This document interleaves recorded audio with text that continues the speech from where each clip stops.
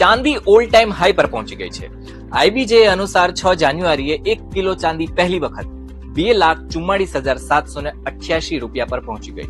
2026ના શરૂઆતમાં 6 દિવસોમાં જ આશરે 15,000 રૂપિયાનો ભાવ વધ્યા છે.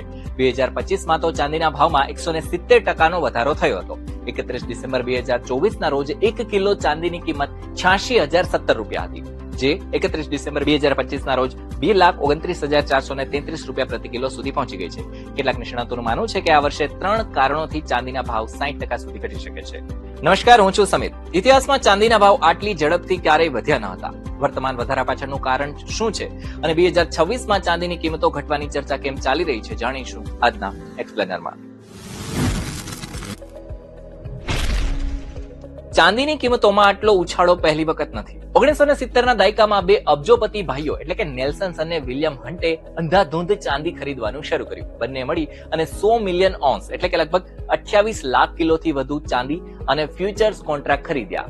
તેમને વિશ્વાસ હતો કે ચાંદીની કિંમત આસમાને પહોંચશે અને એવું જ થયું.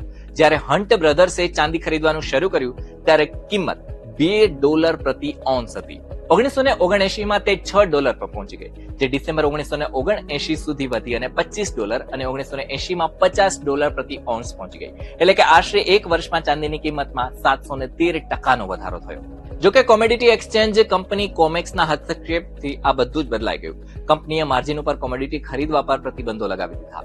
સિલ્વર થર્સડે નામથી પ્રખ્યાત તારીખ 27 માર્ચ 1980ના રોજ હન્ટર બ્રધર્સે માર્જિન કોલ મિસ કરી ગયા. એટલે કે જે પૈસા તેમને ચૂકવવાના હતા તે ચૂકવી શક્યા નહીં.